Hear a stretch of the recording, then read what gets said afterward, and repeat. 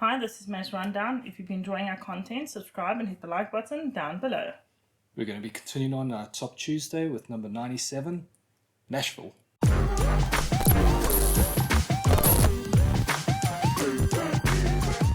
Nashville is a 1975 film directed by Robert Altman. It follows the lives of 24 individuals in the town of Nashville. Way too many to list off. So we're going to do this review a little bit differently to normal because Nashville is very different. We're not going to really have good, we're not going to really have bad. We're just going to discuss it for a little bit because I think that's what the movie lends itself to. It lends itself to being bored. So Nashville is a chaotic story of people in Nashville. It's people flocking to the music scene. It's people trying to get famous. There's a political rally going on. It only spans 5 days, and there's so many characters that it touches on. It is over-encumbered, in my opinion. It is over-encumbered, and it's convoluted. I know a lot of people have said that they liked it because each character got their own story time, unlike other movies when there's so many characters they don't get their time. But I mean, 2 hours 40. Bloody well hope he gave enough time to everyone in 2 hours 40. I think the other movies some people have been comparing this to were half their time. The characters felt very real. And I think that's because they weren't given much of a script to work with. They were given vague directions on this is where the story's going, this is what I want from the scene, these are rough lines that I want, but say it as your character would, speak as your character would. So every character felt very real. So Nashville is a complete reflection of the time in America. It's 1975 America, Nashville. I imagine if I walked through Nashville in 1975, it would look exactly like that. I think he had a specific focus in mind. If you had a different focus and you were following different groups of people, maybe not interested in music, maybe interested in something else completely, you would have seen a different view of Nashville. I'm not saying Nashville is purely about the music, but I think from what I've read, in that stage of history, Nashville was the place to be to make your country music career. So everybody was flocking to Nashville to try and make themselves a name. And with everybody flocking to one place, it's going to be predominantly about that one thing. I just feel like I don't want to say that was complete Nashville because there are different subgroups within a place where it would be different. But yes, okay, maybe a lot of people. I don't know much about Nashville history and I'm not a big country person. Not that I don't like country, but I don't like country music. With there being 24, 25 characters, there's a hell of a lot going on in this movie. Like, it jumps from scene to scene to scene to scene very rapidly. Robert Altman also chose to basically put the dialogue track and the background track at the same level. So in order to hear what the characters are saying, even though they're in the foreground, you really have to pay attention and to watch them and to focus. And it's a very exhausting experience, actually. yeah, I got bored within the first 5 minutes because of the noise. I hated it. That opening scene, where were they? Like a train station or the recording studio. There was just so much background chattering that I was like, you know what? I want movies to be a chill time where I can watch and enjoy. I didn't want to have to spend all my time focusing to get a vague idea of what the plot line is talking about. And I can agree with you there. If you don't focus, you lose track of what's going on. It is very much like you're walking through the halls of Nashville and not actually focusing on anything and just picking up random conversations as you go by. And with the amount of characters that are in the movie, it's very much picking up pieces of conversations. To me, I want my movies to be something light-hearted because I spend so much time focusing during the day. I want to chill when I'm watching a movie. And that was not a chill movie, and I had to focus way too hard, and I just honestly didn't. Yeah. It wasn't an interesting or intelligent plot line. Yeah. It wasn't difficult to follow the story, it's difficult to follow because of the directorial choices. And I understand the choice because he wants to give a snapshot of Nashville in 1975, as if you're walking through Nashville. So I understand the choice. I appreciate the choice made, but I don't like it as a movie experience. Yeah, I was not really less for it at all, so I don't appreciate very much. Like, why would we do that? And I know it was his intention, and good for him, he did it, but it's definitely not my kind of thing. So with Nashville, we're talking a lot about the sound, and we also need to bring up the music in it, because it's Nashville, it's country music.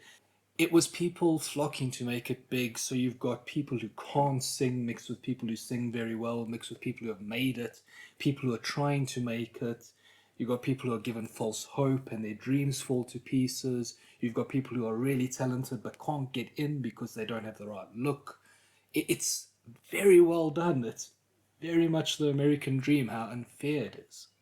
I really didn't like any of the music, save for Frank. So Keith Carradine sang I'm Easy, which is brilliant. You're not half as free, you wander as you claim.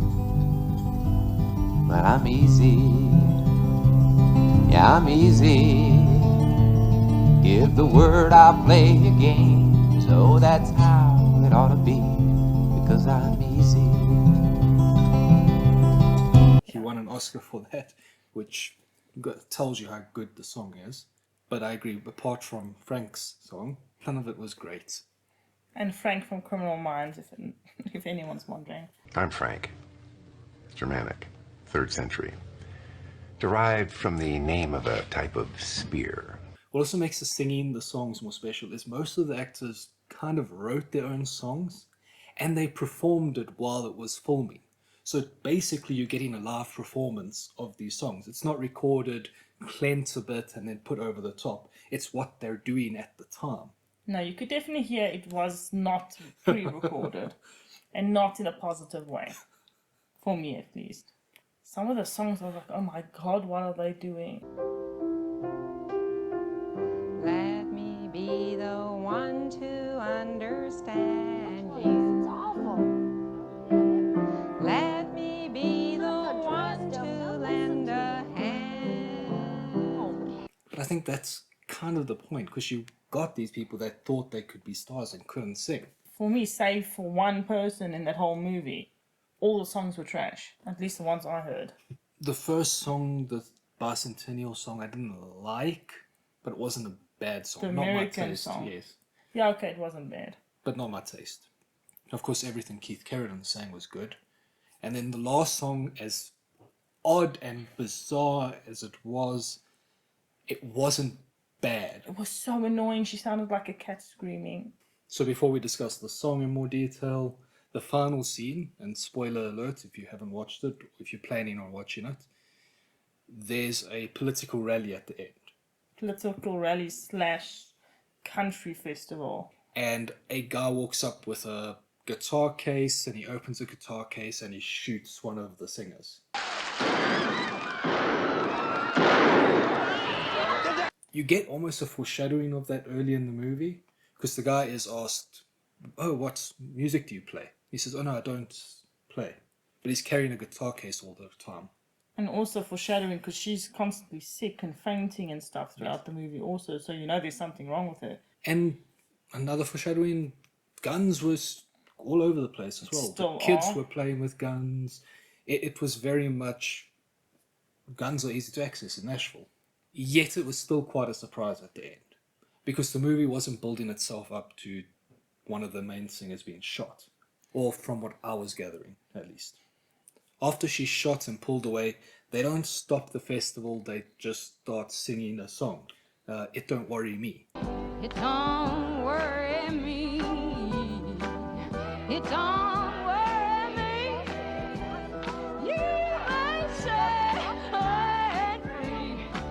It don't worry me. Oh, it don't worry me. It don't worry me. You may say I agree. It don't worry me. And it fits the movie so well. That's the final song we're speaking about, where you found it a little screechy at times. It works because it's brushing under the rug. It doesn't matter. Bad things happen. It's okay. Let's focus on how great Nashville is. And that's kind of the whole movie. Let's ignore all the bad. Ignore the fact you can't make it sometimes. Ignore the hardships. And it's fine. Don't worry me, because it's going to be fine in the end. And it's not. Because the guy who ended up shooting her was sad or whatever because he wasn't becoming famous. Yes. So he thought the only way to get famous is to kill a famous person. And it's scary. Also, I think we need to make special mention of Jeff Goldblum. He was the tricycle man, only because Jeff Goldblum is epic. And it was so bizarre having him in this movie because he sat in the background, did one or two magic tricks every now and then, didn't say a word. He did. He did speak. Did he speak? I cannot recall him saying a word. One sentence. I know because if I'm not mistaken, I recognized his voice. But maybe it was among the jumble of everything else. But also, the character was served no purpose. Maybe to string us along with him throughout the movie, because it was him and the reporter were basically the constants throughout. The reporter was just annoying most of the time. Just caring about her story, her agenda. Very selfish.